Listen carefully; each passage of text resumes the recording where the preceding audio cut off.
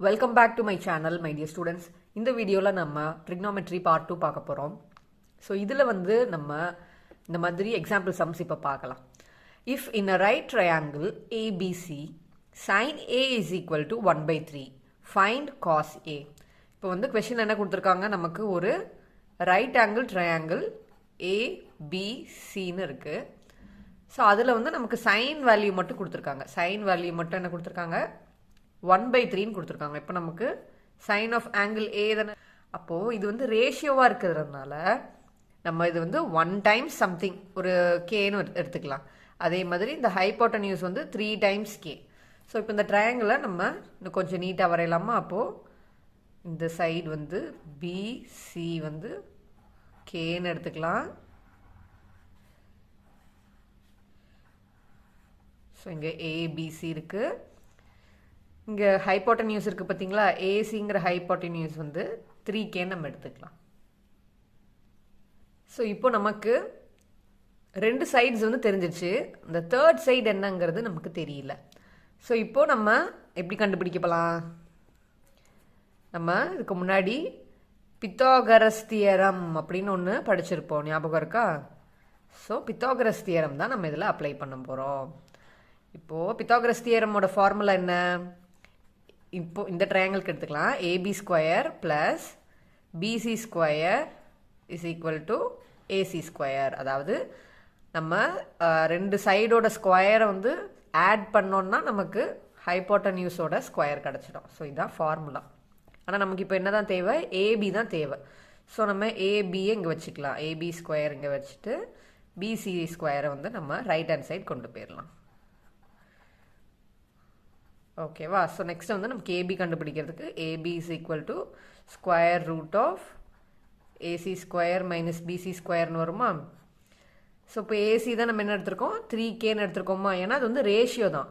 நம்ம சைனுன்னு எடுக்கும்போது sign of angle ஏன்னு எடுக்கும்போது நமக்கு ஆப்போசிட் பை ஹைப்போட்டன்யூஸ்னு வருமா. ஸோ இது என்ன நம்பர்ஸ் அப்படிங்கிறது நமக்கு எக்ஸாக்டாக தெரியல, பட் அதோட ரேஷியோ தான் 1/3ன்னு வந்திருக்கு.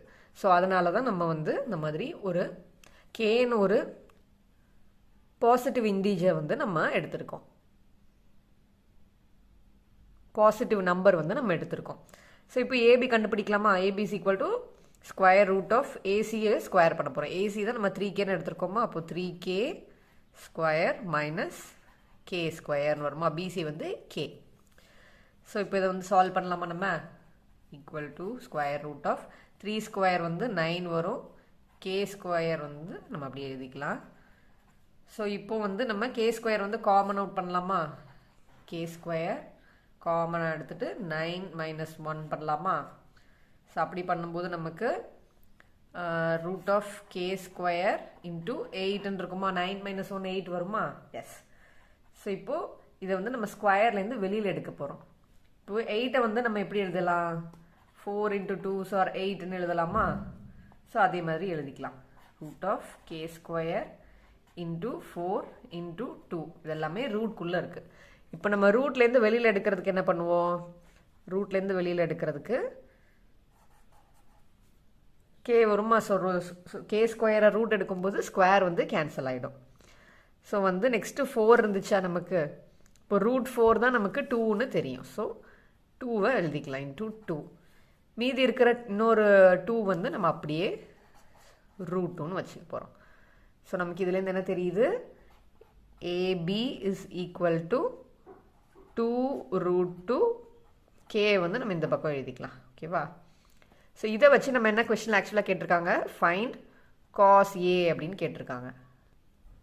ஸோ இப்போ நம்ம காஸ் ஏ கண்டுபிடிக்கலாமா. காஸ் ஏக்கு ஃபார்முலா என்ன, adjacent side by hypotenuse நம்ம பார்ட் 1ல் படிச்சிருக்கோம்ல. ஸோ நீங்கள் யாராவது பார்ட் 1 வீடியோ பார்க்காம இருந்தீங்கன்னா கண்டிப்பாக அதை பார்த்துட்டு வாங்க. ஸோ அதில் தான் நான் இன்ட்ரடக்ஷன் பார்ட் எல்லாமே நல்லா எக்ஸ்பிளைன் பண்ணியிருக்கேன். ஸோ அது புரிஞ்சுதுன்னா இது உங்களுக்கு ரொம்ப ஈஸியாக புரிஞ்சிடும். ஸோ இப்போ நம்ம adjacent சைடில் என்ன இருக்குது, காஸ் ஆங்கிள் ஏக்கு adjacent சைடு இருக்குது ஏபி இருக்குது. That is equal to AB divided by hypotenuse நமக்கு ஏசின்னு தெரியும். ஸோ இப்போ இந்த வேல்யூ சப்ஸ்டியூட் பண்ணலாமா. ஏபிக்கு 2√2 கேன்னு இருக்குது, ஏசிக்கு 3Kன்னு இருக்கா. அப்போ இந்த கேகே கேன்சல் அவுட் ஆகி நமக்கு cos A is equal to 2 root 2 divided by 3 கிடைக்கும். ஸோ இந்த எக்ஸாம்பிள்லேருந்து நமக்கு என்ன தெரிய வருதுன்னா, நமக்கு ஏதோ ஒரு ட்ரிக்னோமெட்ரிக் ரேஷியோ, அதாவது ஒரு சைன் ஆஃப் ஆங்கிளா இல்லை காஸ் ஆஃப் ஆங்கிள், எந்த ஒரு வேல்யூ இருந்தாலும் நம்ம அதை வச்சு மற்ற எல்லா ரேஷியோஸுமே நம்ம கண்டுபிடிச்சிடலாம். ஸோ இதை பேஸ் பண்ணி நெக்ஸ்ட்டு இன்னொரு எக்ஸாம்பிள் பார்க்கலாம். ஓகேம்மா, நம்ம ஃபஸ்ட்டு எக்ஸாம்பிள் ஸ்டார்ட் பண்ணுறதுக்கு முன்னாடி ஒரு சின்ன ரிமார்க் பார்த்துடலாம். The value of sin A or cos A is always less than 1. ஏன் அப்படின்னு பார்த்தோம்னா, நமக்கு வந்து சைனோட வேல்யூ எப்போவுமே ஆப்போசிட் பை ஹைப்போட்டனியூஸ், அதே மாதிரி காஸோட வேல்யூவும் அட்ஜசன்ட் பை ஹைப்போட்டனியூஸ். நமக்கு எல்லாருக்குமே தெரியும், இந்த ஹைப்போட்டனியூஸுங்கிறது தான் லாங்கஸ்ட் சைடு ஆஃப் அ ட்ரையாங்கிள்னு நமக்கு தெரியும். ஸோ அதனால் எப்போவுமே வந்து ஒரு ஸ்மால் வேல்யூ பை ஒரு பிக் வேல்யூ வரும்போது நமக்கு அதோட டிவிஷன் பண்ணும்போது நமக்கு வேல்யூ வந்து கண்டிப்பாக 1 விட கம்மியாக தான் வரும். ஏன்னா அது ஒரு ஃப்ராக்ஷனில் இருக்குது பார்த்தீங்களா. ஸோ அதான் இந்த ரிமார்க். ஓகேம்மா, இப்போது ஃபஸ்ட் எக்ஸாம்பிள் பார்க்கலாம். given tan A is equal to 4/3, find the other trigonometric ratios of the angle A. So நமக்கு கொஷினில் tan A is equal to 4/3 கொடுத்துட்டாங்க. ஸோ நம்ம இதுக்கு ஒரு ட்ரையாங்கிள் ஃபஸ்ட்டு வரைஞ்சிக்கலாம். ஸோ ஏ வந்து இங்கே வச்சுக்கிறோம், பிசின்னு ஒரு ஏபிசின்னு ஒரு ட்ரையாங்கிள் வரைஞ்சிக்கலாம். இப்போது tan அந்த ஆங்கிள் ஏக்கு தான் டேன்ஜென்ட் வேல்யூ கொடுத்துருக்காங்க, அதாவது tan A வந்து 4/3 கொடுத்துருக்காங்க. நமக்கு டேனோட ஃபார்முலா என்ன? tan A is equal to opposite by adjacent. So அப்போது இந்த ஆங்கிளுக்கு ஆப்போசிட் சைடில் வர்றது தான் என்னது 4, அட்ஜசன்ட் சைடில் வர்றது 3. அப்போது நம்ம ஆப்போசிட்னா ஸ்ட்ரைட்டாக இங்கே வருமா? ஸோ இங்கே 4, இங்கே 3. ஸோ இது வந்து ரேஷியோ தான், அதாவது அந்த ஃப்ராக்ஷன் எந்த நம்பருங்கிறது நமக்கு எக்ஸாக்டாக தெரியாது. ஸோ அந்தமாதிரி தெரியாதப்போ நம்ம என்ன பண்ணுவோம்? ஸோ கேன்னு ஒரு பாசிட்டிவ் நம்பரோட ரேஷியோவாக இருக்கிறத நம்ம கன்சிடர் பண்ணிக்குவோமா? ஸோ நம்ம இங்கே 4K 3Kன்னு நம்ம இதை எடுத்துக்கலாம். ஓகேவா? ஸோ நெக்ஸ்ட் நம்ம என்ன பண்ணணும்? நமக்கு 2 சைடு தெரிஞ்சிச்சு, 3வது சைடு கண்டுபிடிக்கிறதுக்கு என்ன தியரம் யூஸ் பண்ணுவோம்? எஸ், பித்தாகரஸ் தியரம் நம்ம நெக்ஸ்ட் யூஸ் பண்ண போகிறோம்.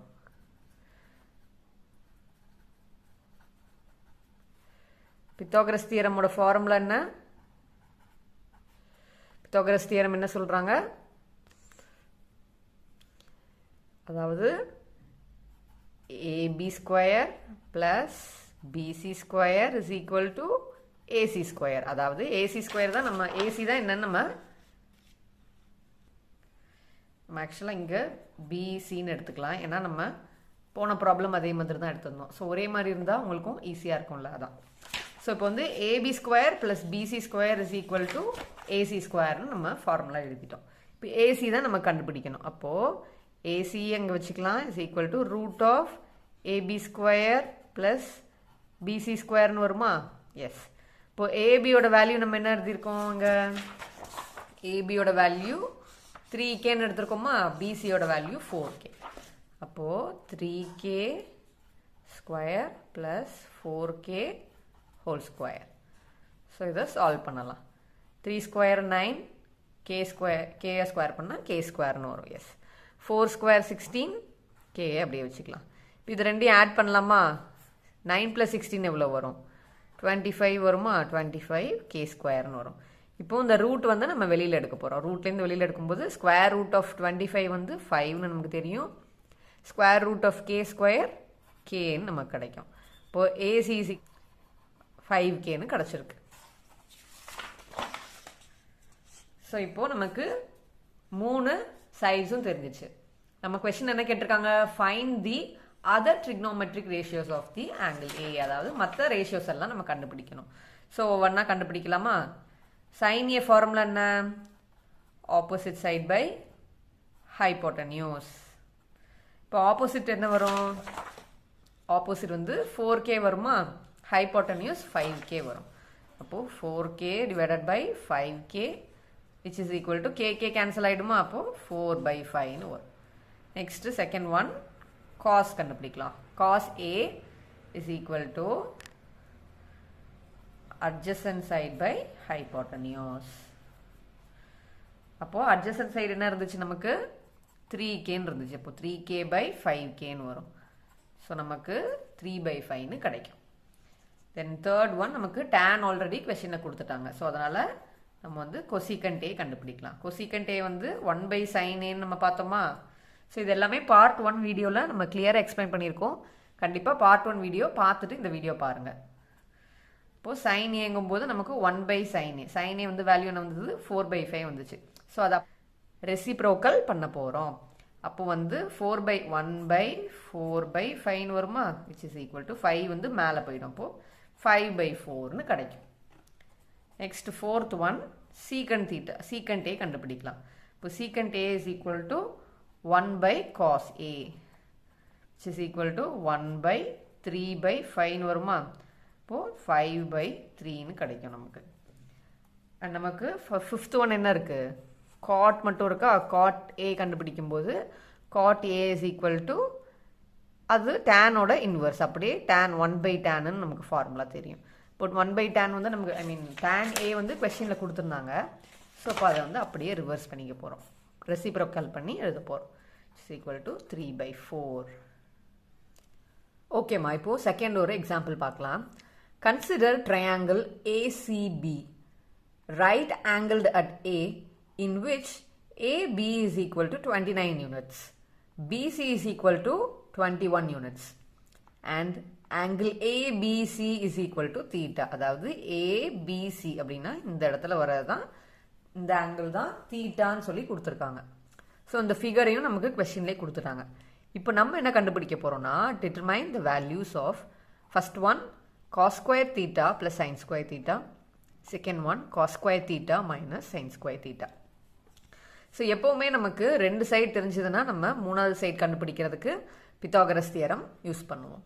ஸோ நம்ம ஆல்ரெடி நிறைய டைம்ஸ் நம்ம இந்த தியரம் எழுதியிருக்கோம். ஸோ அதனால் நம்ம டைரெக்டாக ஏசி ஸ்கொயர் ப்ளஸ்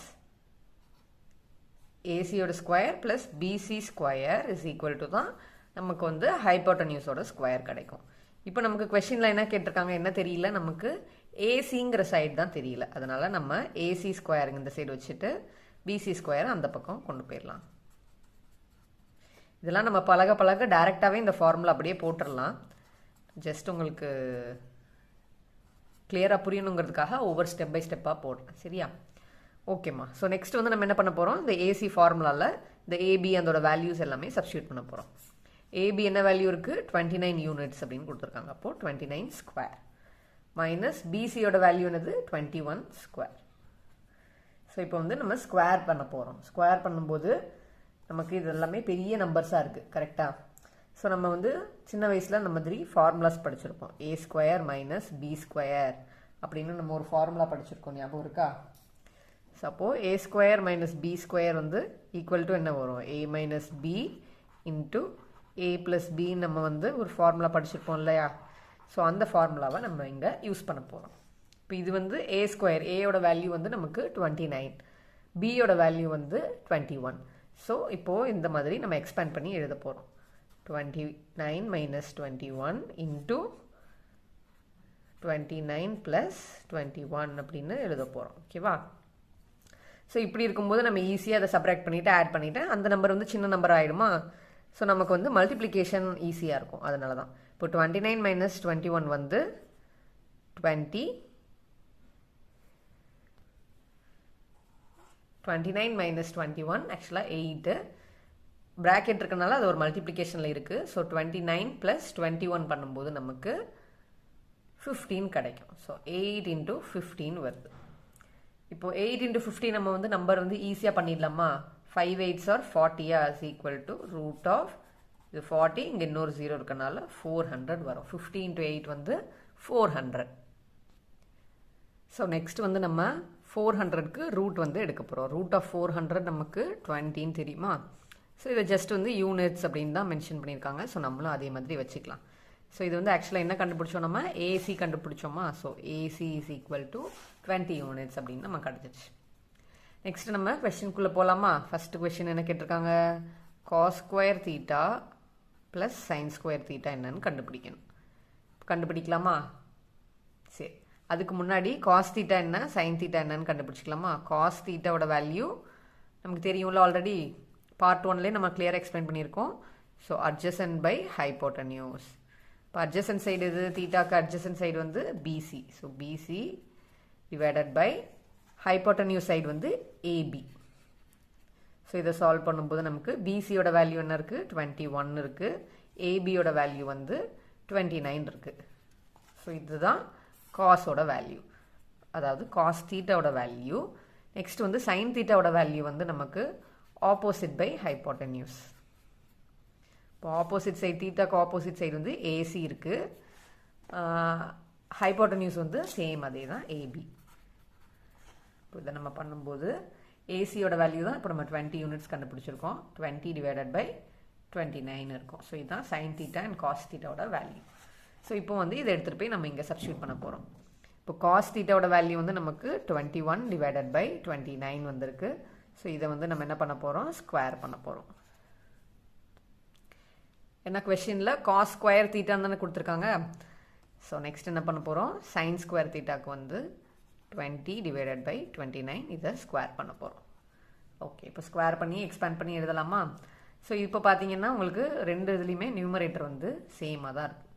ஸோ அதை ஜஸ்ட் இப்படி எக்ஸ்பேண்ட் பண்ணி நம்ம எழுதிக்கலாம். 29 ஸ்கொயர் தானே ரெண்டு இடத்துலையும் காமனாக இருக்குது. ஸோ அதனால் நம்ம அப்படி ஆட் பண்ணிக்கிறோம். இப்போது 20 square I mean 21 square plus 20 square. இப்போ 21ஓட ஸ்கொயர் வந்து 441 ப்ளஸ் 20 ஸ்கொயர் வந்து 400 டிவைடட் பை 29ஓட ஸ்கொயர் வந்து 841. இப்போ இதெல்லாம் நம்ம சால்வ் பண்ணி பார்த்தோம்னா இது ரெண்டையும் ஆட் பண்ணுங்கள். 148. ஸோ 841 பை 841 வருது, விச் இஸ் ஈக்குவல் டு 1. அப்போ நமக்கு ஃபஸ்ட்டு கொஷின் ஆன்சர் என்ன? ஃபஸ்ட்டு கொஷினோட ஆன்சர் வந்து cos square theta plus sine square theta is equal to 1. So இப்போ செகண்ட் கொஷின் பார்க்கலாம், செகண்ட் பார்ட் ஆக்சுவலாக. ஸோ செகண்ட் பார்ட் என்ன கேட்டிருக்காங்க? Cos square theta minus sine square theta கண்டுபிடிக்க சொல்லியிருக்காங்க. ஸோ நம்ம அதே சேம் தான், பட் வந்து என்ன பண்ண போகிறோம்? சப்ராக்ட் மட்டும் பண்ண போகிறோம். ஸோ நான் உங்களுக்கு கிளியர் அண்டர்ஸ்டாண்டிங்காக ஹோல் ஸ்டெப்ஸையும் அப்படியே எழுதி காட்டுறேன். ஸோ இப்போ வந்து நம்ம என்ன பண்ண போகிறோம்? சேம் அதே தான். டினாமினேட்டர் வந்து நமக்கு 29 ஸ்கொயர் காமன் அவுட் பண்ணிவிட்டு இதை ரெண்டையும் சப்ராக்ட் பண்ண போகிறோம். 21 ஸ்கொயர் மைனஸ் 20 ஸ்கொயர். ஸோ இப்போ நெக்ஸ்ட்டு என்ன பண்ண போகிறோம்னா இதை வேல்யூஸ் கண்டுபிடிக்க போகிறோம். 21 ஸ்கொயர் வந்து நம்ம ஆல்ரெடி கண்டுபிடிச்சிருக்கோம் 441 மைனஸ் 20 ஸ்கொயர் இஸ் 400. இப்போ இதை வந்து 841ஆல் டிவைட் பண்ணுறோம். ஸோ இப்படி பண்ணும்போது நமக்கு 41 டிவைடட் பை 841 கிடைக்குது. ஸோ செகண்ட் ஆப்ஷன் என்ன? Cos square theta minus sine square theta is equal to 41 by 841 தான் நம்மளோட ஆன்சர்.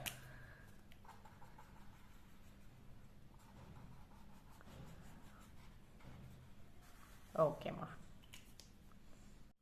ஓகே ஸ்டூடெண்ட்ஸ், இந்த வீடியோவில் இன்னும் ஒரே ஒரு எக்ஸாம்பிள் மட்டும் பார்த்துடலாம். இன் triangle OPQ, right angled at P, OP is equal to 7 cm and OQ minus PQ is equal to 1 cm. அதாவது இந்த மாதிரி ஃபிகரை பாருங்கன்னு சொல்லி கொஸ்டினில் கொடுத்துட்டாங்க. கொஸ்டின்லேயே ஃபிகரும் கொடுத்துட்டாங்க. Determine the values of sin Q and cos Q. இப்போ நமக்கு யூஸ்வலாக நம்ம இது வரைக்கும் சால்வ் பண்ணது எல்லாத்துலேயுமே எப்படி இருந்துச்சு? அதாவது ரெண்டு சைடோட வேல்யூ இருந்தது, மூணாவது சைடு தான் நம்ம வந்து பித்தாகரஸ் தியரம் வச்சு கண்டுபிடிக்கிற மாதிரி இருந்துச்சு. ஆனால் இந்த கொஷினில் நமக்கு ஒரே ஒரு சைடு தான் கொடுத்துருக்காங்கன்னு நீங்கள் நினைக்கலாம். பட் இங்கே நீங்கள் நல்லா நோட் பண்ணி பார்த்தீங்கன்னா என்ன கொடுத்துருக்காங்க? இந்த சைடு OQக்கும் PQக்கும் உள்ள டிஃப்ரென்ஸ் வந்து ஜஸ்ட் 1 சென்டிமீட்டர் தான் அப்படின்னு சொல்லி கொடுத்துருக்காங்க. ஸோ இதிலேருந்து நம்ம டைரெக்டாக நம்ம பித்தாகரஸ் தியரம் போட்டு கண்டுபிடிச்சிடலாம். எப்படின்னு பார்க்கலாமா?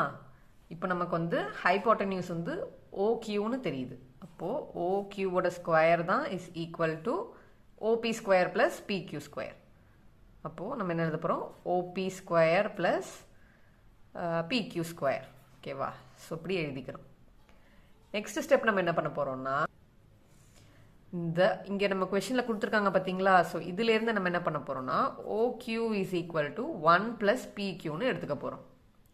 ஓகேவா? ஸோ எடுத்துட்டு நெக்ஸ்ட் இந்த ஸ்டெப்பில் அப்படியே சப்ஸ்டியூட் பண்ண போகிறோம். OQக்கு பதிலாக 1 plus PQ the whole square பண்ணிக்கிறோம். is equal to OP square plus PQ square. இப்போ இதை நம்ம expand பண்ண போறோம். A plus B the whole square is equal to A square plus AB plus B square வருமா? So இதை இந்த side வச்சுக்கிறோம். equal to இங்க என்ன இருக்கோ அது அப்படியே எழுதிக்கிறோம். OP square plus PQ square. So இப்போ இது வந்து expand பண்ணோம்னா 1 square 1 தான் plus PQ plus PQ square வரும் is equal to OP square plus PQ square. இப்போ நம்ம இந்த PQ square வந்து இந்த சைடு எழுதுனாமா ரெண்டு சைடும் இருக்கு. ஸோ அதை வந்து நம்ம அந்த பக்கம் எடுத்துகிட்டு போய்க்கலாம். 1 plus PQ is equal to OP square plus PQ square. இது ஆல்ரெடி இங்கே இருக்குது, அதை நம்ம அப்படியே எழுதிக்கிறோம். சரியா? எழுதிட்டு என்ன பண்ணுறோம், இந்த PQ ஸ்கொயரை மட்டும் இங்கே கொண்டு வரும்போது மைனஸ் PQ ஸ்கொயர்னு ஆகுமா? So plus PQ square minus PQ square வந்து 0 ஆகிடும். ஸோ அதை கேன்சல் பண்ணிடுறோம். ஸோ நமக்கு என்ன இருக்குது, 1 plus PQ is equal to OP square அப்படின்னு இருக்குது. சாரி, ஆக்சுவலாக இங்கே வந்து 2 into ABயில் தானே formula. A square plus B square is equal to, அதாவது A plus B the whole square is equal to A square plus 2AB plus B square. So இதில் வந்து நம்ம இங்கே AB மட்டும் பண்ணியிருக்கோம். ஆக்சுவலாக இங்கே வந்து into 2 வரும், அதை மிஸ் பண்ணிட்டேன்.